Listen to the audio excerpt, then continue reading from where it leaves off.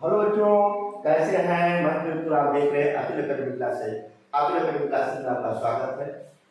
आपको अल्कोहल के रासायनिक गुण बताया जा रहा था। अल्कोहल के रासायनिक गुण में OH के कारण होने वाली क्रियाओं के बारे में बताया गया था। OH के कारण होने वाली एक अभिक्रिया आपको मालूम है, अमोनिया के साथ उसे एमिनो जल अपघटन अभिक्रिया बोलते हैं। यदि अल्कोहल को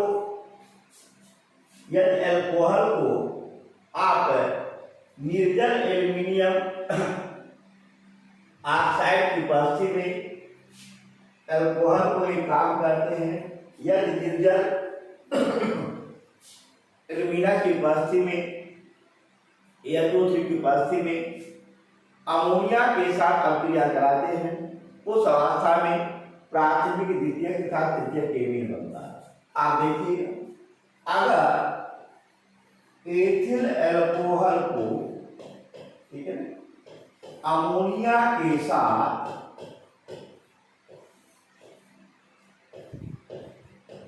Al2O3 की उपस्थिति में गर्म करते हैं, उस अवस्था में आपका बनने वाला कंपाउंड एथिल एमीन बनता है प्लस जल।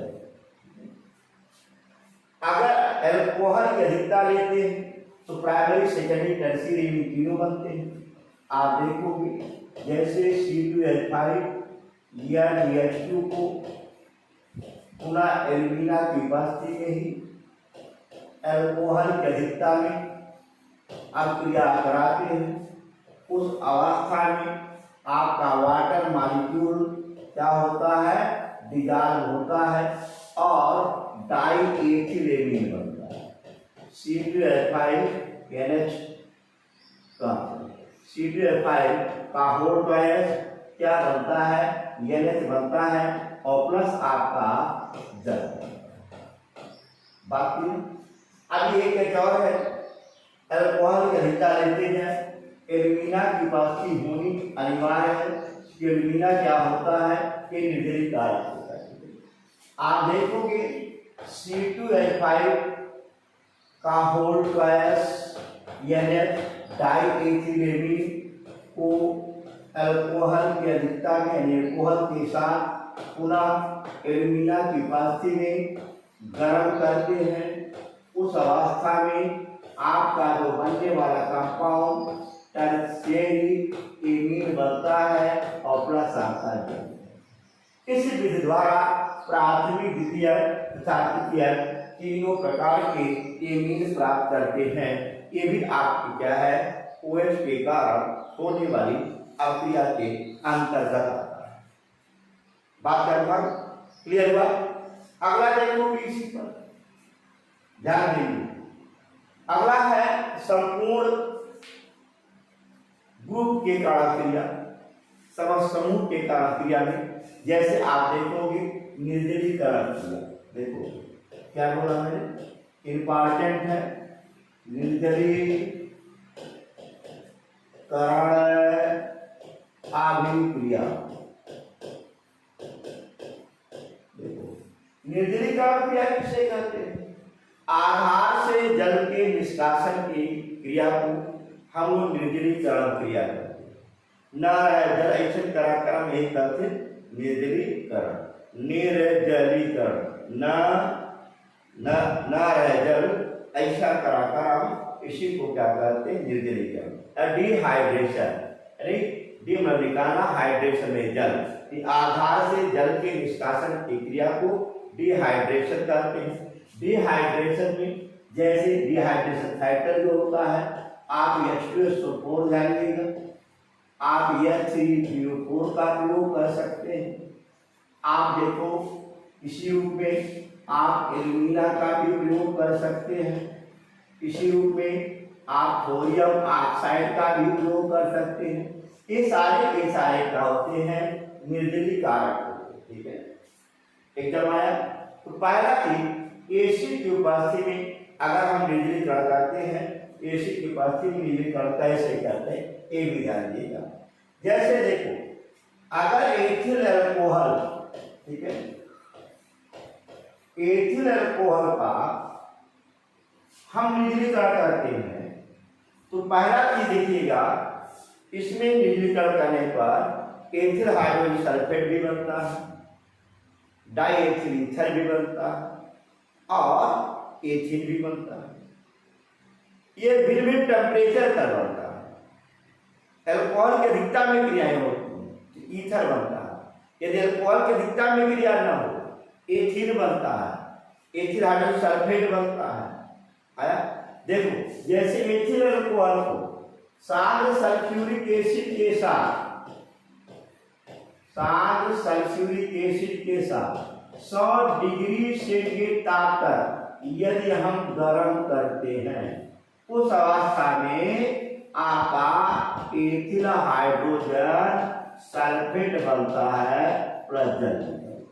ठीक है, इसी के टेम्परेचर को थोड़ा बढ़ाते और एल्कोहल की अधिकता लेते उस अवस्था में आप देखोगे C2H5 या SO4 एल्कोहल की अधिकता में HOC2H5 टेम्परेचर 140 डिग्री कर दे उस अवस्था में आपका पुनः डाइएथिल ईथर बनता है C2H5 OC2H5 और प्लस क्या है H2SO4 बनता है। याद रखिएगा, यदि एल्कोहल की अधिकता में निर्जलीकरण कराते हो ईथर बनेगा।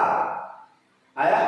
अगर मान लो कि टेम्परेचर और बढ़ा दे और एल्कोहल की अधिकता न ले C2H5 OH, अगर यही कंसंट्रेट सल्फ्यूरिक एसिड की उपस्थिति में कंसंट्रेट सल्फ्यूरिक एसिड की उपस्थिति में 160 से 170 की ताप तक गर्म कर दें उस अवस्था में आपका एथीन बनता है, सामान्य नाम एथिलीन होता है।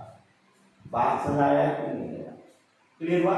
इसमें से हम कोई भी निर्जलीय कारक का उपयोग कर सकते हैं, लेकिन यहाँ निर्जलीय कारकों का अलग अलग क्रियाविधि होती है, उस पर अभी आपसे डिस्कस करेंगे।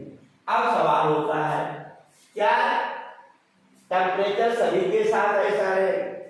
क्या एसिड सभी के साथ ऐसा है? क्या सारे एल्कोहल ऐसे क्रिया करेंगे? नहीं।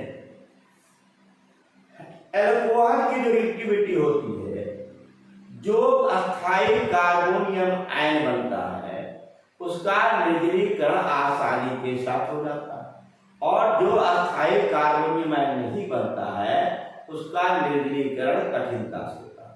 जैसे अगर निर्जलीकरण का आर्डर पूछा जाए तो याद रखिएगा, टर्शियरी अल्कोहल का निर्जलीकरण आसानी के साथ, फिर इसके बाद क्या सेकेंडरी अल्कोहल का निर्जलीकरण होता है, फिर आपका क्या होता है प्राइमरी अल्कोहल का।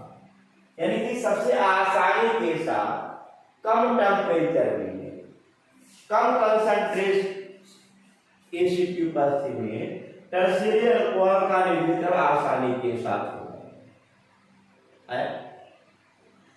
लेकिन प्राइमरी अल्कोहल के लिए अधिक कंसंट्रेशन और अधिक टेम्परेचर होना चाहिए।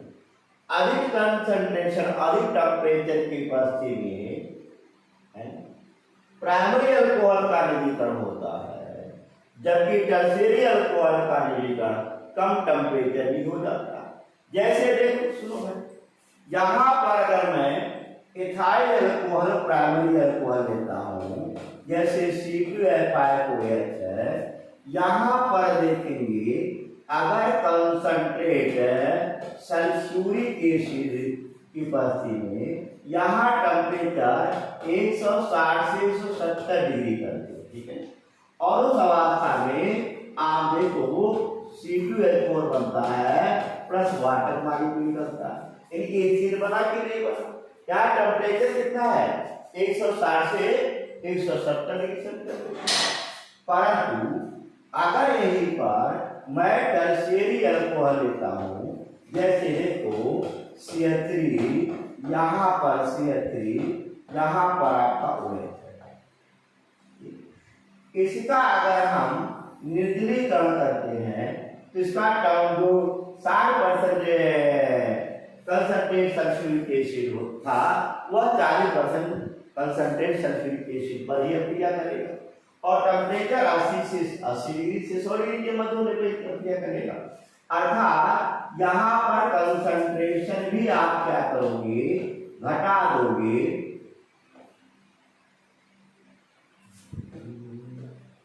यहाँ पर आप क्या करोगे, कंसंट्रेशन भी घटा दोगे और टेम्परेचर भी क्या करोगे, आप घटा दोगे।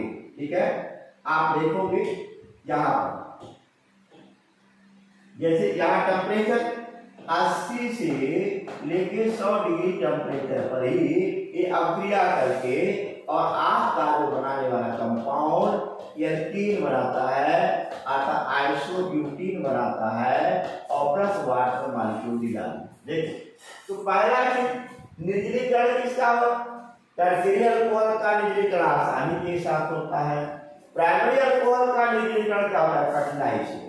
ये दिमाग में थोड़ा सा याद है, बात समझ आया, क्लियर हुआ। अब इस पर आगे बढ़े थोड़ा देखिएगा, इसमें अल्कोहल के निर्जलीकरण की जो क्रिया विधि होती है वह बेहद इंपॉर्टेंट है।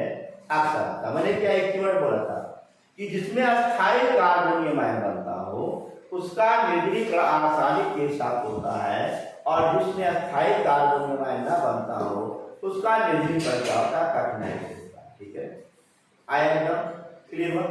अब इसी पर आप देखोगे निर्जलीकरण की क्रियाविधि बेहद इंपॉर्टेंट है, इसे आप थोड़ा सा ध्यान देंगे। अल्कोहल के निर्जलीकरण की क्रियाविधि याद रखिएगा, अक्सर आता है अल्कोहल के निर्जलीकरण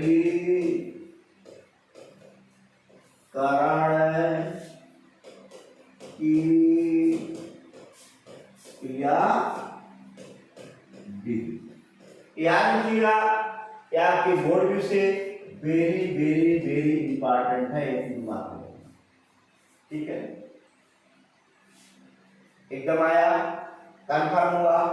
इस चीज को थोड़ा सा दिमाग में रखिएगा, अल्कोहल के निर्जलीकरण की क्रियाविधि। तो हो सकता है वीडियो 15 से 20 मिनट का हो गया हो। अगले वीडियो में हम आपको अल्कोहल के निर्जलीकरण की क्रियाविधि बताएंगे। तब तक आप वीडियो देखते रहे और माफ